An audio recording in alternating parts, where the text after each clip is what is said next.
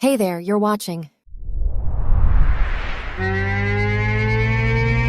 Reader recap. The story begins as the heroine walks inside her mother's home. She walks in and informs her that she received a scholarship this time, and she also purchased some fruits with the money she received from the firm. But when her mother asks her what she is so proud of, the heroine abruptly stops speaking. Her mother dismisses her success, claiming that anybody can obtain a scholarship these days, and that the girl next door had already gotten a performance bonus from the firm she worked for. The heroine's mother does not even glance at her daughter. She is preoccupied with her smartphone. Then she asks whether she purchased the fruits that her brothers loved from the department shop. They would not eat the fruits if they did not come from there.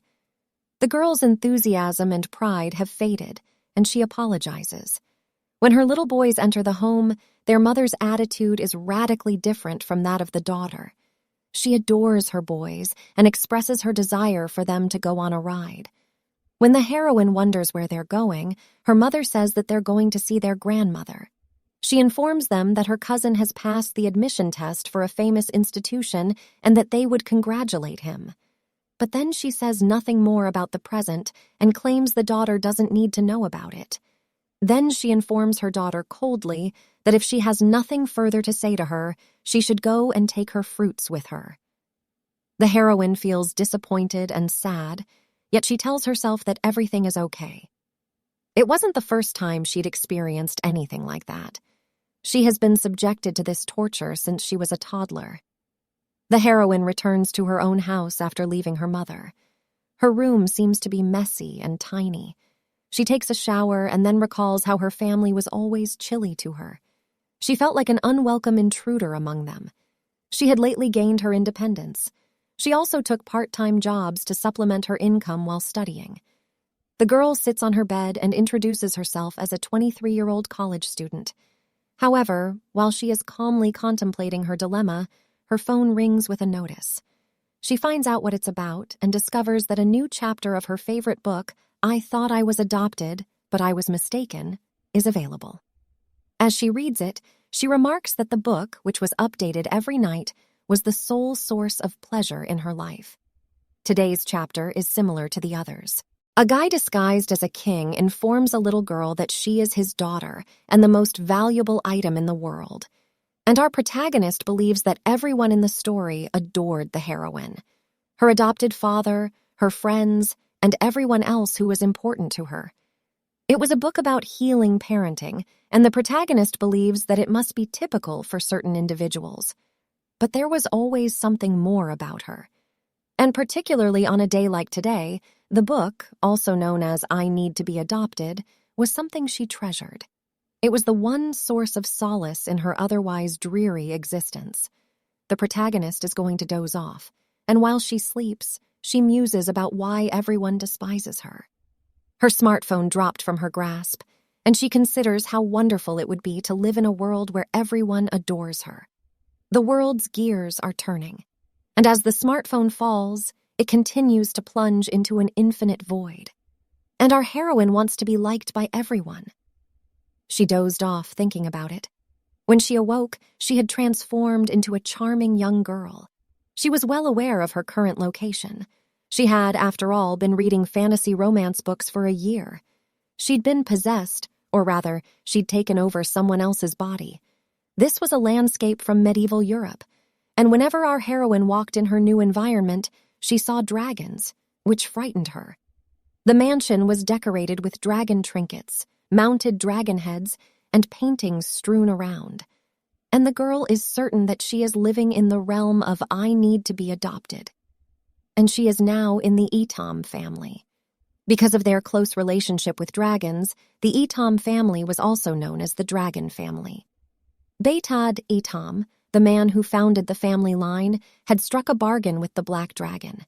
He swallowed the Black Dragon's blood, and by doing so, he gained enormous strength.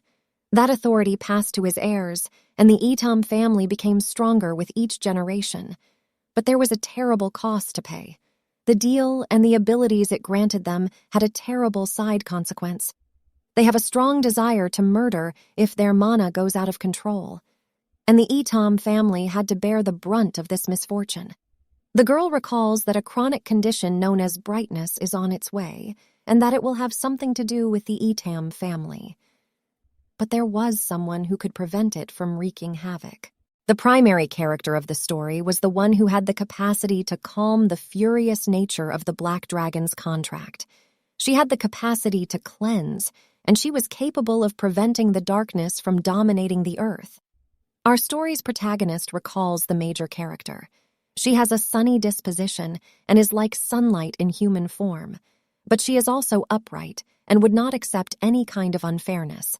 And that aspect of her personality was destined to bring disaster, followed by redemption, to the Etam family in the future. And our heroine believes she is a youngster deserving of becoming the main character. She believes that since she is here because she has read the book I Need to Be Adopted hundreds of times, she must be the story's heroine.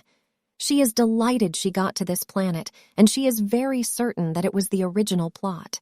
All she has to do now is enjoy the pink life here. Then she sees her reflection in the window panes and declares that her life will be the color of her hair, pink. And just when she believes she has something to be glad about, the heroine realizes something. Her hair was pink, while the main character's hair was black. The girl is taken aback when she realizes she is not the primary character. She wondered who was in whose body she was. Then she discovers she is Irin Etam, an illegitimate daughter of the Etam family who has been shunned by her family for unknown reasons. She was fortunate to be allowed to live in the family due to the influence of her forefathers, but it did not prevent what was to come. An accident occurred at the family's New Year's Eve celebration when Irene was 5 years old. Her ancestry was called into doubt as a result of the accident. As a result, she was booted out of the family when she was a little girl. It was a sad and tragic character, and the heroine believes she must now experience even more tragedy. Then she begins to organize the facts in her thoughts, and the most pressing thing on her mind is, why is she in the body of a novel extra? Irene wonders why she isn't the female protagonist of the novel as she gulps down a cup of hot chocolate. But her maid notices her sipping the hot chocolate and is concerned that it is too hot. She panics and dashes towards Irene, who is likewise taken aback by something. When the maid notices the small girl's quiet, she inquires as to her well-being. She informs her that the drink will still be hot and that she should wait for it to cool. But then Irene declares that it was much too tasty, and she inquires of the maid as to how she created it. The maid could chuckle when she saw Irene's bubble mustache. She informs her that it was known as hot chocolate. She had built it and stored it here, but she had forgotten to tell Irene about how hot it was. There was a labor shortage, and she was doing a lot of things. Irene's lips are then wiped by the maid. She grins and says she worked hard on it and is delighted Irene liked it. Mela, Irene's personal maid, was the maid. Even before she was possessed, she was a person who really cared for Irene. The protagonist, who had taken up residence in the girl's body, had learnt a great deal from her. Irene learnt a lot from her and received family affection she had never experienced before. Mela treated her like a genuine sister, and as a result, Irene trusts in her more than her prior life's true family. But then Irene questions Mela about the urgency. Were they planning a celebration for tomorrow? Mela then asks if she really doesn't know. The New Year's Eve celebration was tomorrow. Irene nearly chokes on her hot cocoa when she hears this. Mela is concerned for her, but Irene seems to have accepted the misery that awaits her. When she learns about the New Year's Eve celebration, she has just one thought. She was about to be booted out of the family and the home the next day. Irene believes that being an extra is too depressing. It was time for her to be disowned by the Etam family, just as she was enjoying her life in this world. Irene stands up and realizes she doesn't have time to sit like this. She dashes to the mansion's main building, assures Mela she'll be back soon, and directs her to carry the leftover hot chocolate to her chamber. And Mela is taken aback by what Irene has just done. As Irene dashes through the mansion's halls, she realizes she has to locate a new home first. She believes she can choose the finest nursery school from the list of options at the library. She believes she must use what she has learned here. But Irene is already fatigued by the time she reaches the library's entrance, and she believes that a 5-year-old's legs are too feeble. But when she unlocks the door, she recalls a strange nursery school. There was an orphanage and nursery school administered by a retired hero of the Holy Spirit's Great War. But when she unlocks the door to the library, she realizes she has forgotten everything else about the institution. Irene is taken aback and wonders why she can't recall anything. She had read the tale hundreds of times and yet had no recollection of the story. And since she is preoccupied with her thoughts, she is unaware that someone else is also utilizing the library. But then she spots him and her eyes widen in amazement.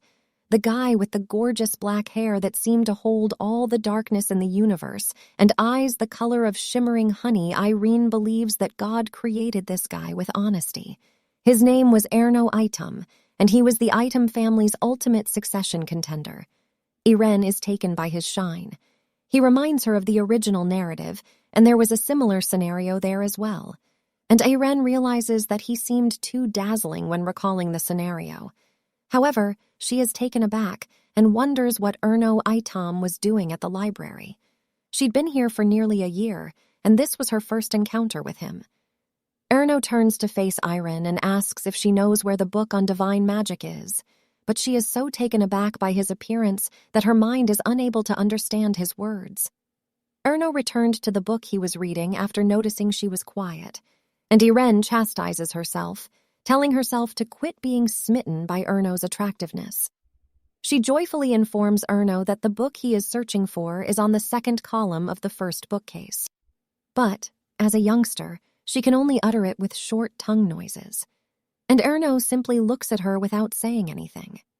Irene turns around and walks away to find out why she came here. Erno didn't even thank her, and she suspects he hates her use of the baby language, but it's not like she did it on purpose, and she believes she should be more cautious the next time. She was also going to pretend she didn't know who he was. But Erno is watching Irene pout and stride towards a bookcase, and he seems to be intrigued by her. Irene looks for the book she wants and eventually finds it. She flips to the page describing the nursery school founded by a retired World War I warrior, and when she screams, "I found it!" she hasn't seen that Erno is standing at her side, glancing at the book as well. He expresses gratitude to her for informing him about the bookcase. Then he adds that, despite the library's size, Irene appeared to know it well. But his gratitude came too quickly and without warning for Irene. She collapsed on the floor, terrified and shocked. And when Erno asks what she was reading, Irene has no response. She is well aware that this is a trick question. Erno would ask her a question if she wasn't bright enough to answer it. Irene believes she will be kicked out regardless tomorrow, but she cannot be caught here. She claims that she reads and writes with a childish grin on her face. This time she speaks like a baby and pronounces reading as leading. She did it with the intention of making Erno less interested in her. Then she informs him that she has no idea what was written in the book, but it was entertaining, and it seems that her ruse was successful, so Erno exits the library. Even if Erno leaves her alone, Irene does not have a minute to rest. Her heart was racing and she was experiencing a strange feeling she was accustomed with. Irene then abruptly drops the book she was clutching. Then we see she has gone in a burst of smoke. Only her clothes remained, and Aaron was nowhere to be found. And it was because of this that her ancestry was called into doubt during the celebration. Irene is similarly certain that the query was legitimate. That's all for today. Hope you enjoyed the video. Thank you and see you on the next one.